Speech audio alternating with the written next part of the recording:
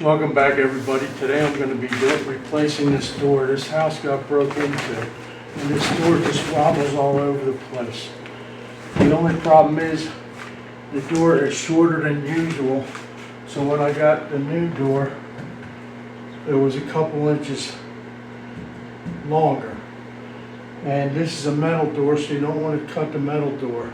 You want to leave it the same. So instead, I picked up a casing kit from the Home Depot, and I'm going to be taking out all the old casing. I got the screen door I have to take out, all the trim, and then we're going to put in this new casing and use this new door. So what I've done on the outside here, we got this trim. I got to pull all this trim off, okay, and then I've got to take the old casing off from the other door, which is pretty much bad. And when you're doing a project like this, you're going to run into all different kind of screws, flathead, hexagon, all kinds of stuff. So you may have to make sure you have those different tips available so you can take this apart.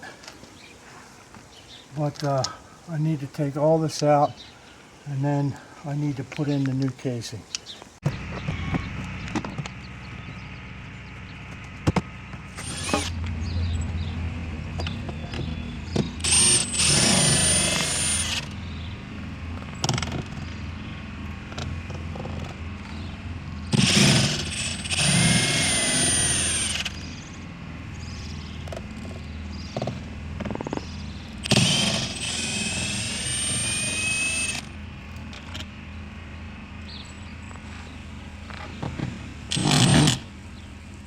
So when you're rehanging the new door, it's important to have plumb and level. So you want to have level or plumb on your side, and on top you want to have level. Okay?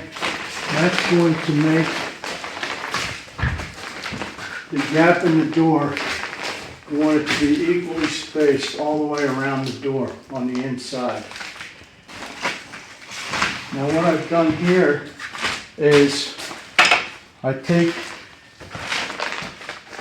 out the weather stripping, which was right here. Take that off, and I put the screws behind it.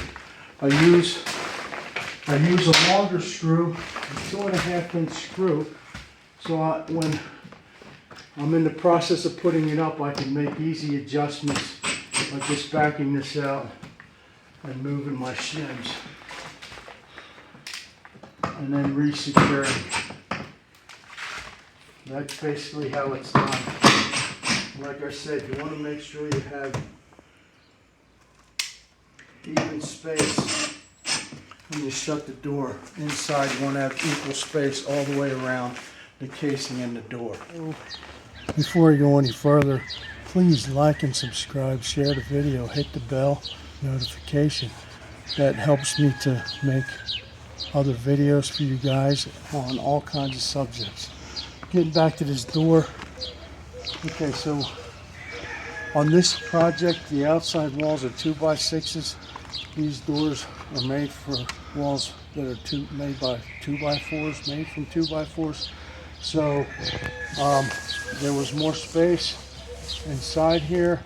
I opted to push the door casing inside, and then I'm framing out the outside here, okay, and I figured I'd give it some 3D effect, okay, and then I come in and I cut a piece of 1x and I stick it up in here like this.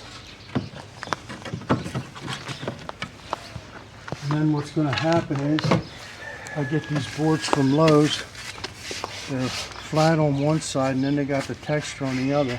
Well, all this trim on the front here is with the texture, so I'm going to put the texture board out front.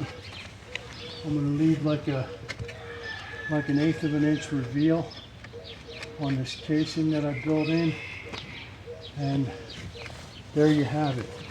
Now on the inside,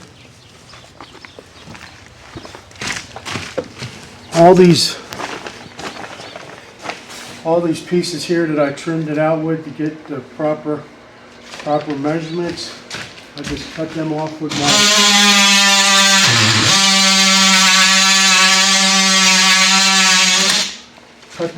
my multi-tool, and then I can go ahead and frame the inside with regular door casing trim. And be sure when you're doing the door, like I said, you have the same space all the way around the door. Okay? So that makes up replacing your door. If you have any questions, leave them in the comments. And like I said, please subscribe. Thanks for coming.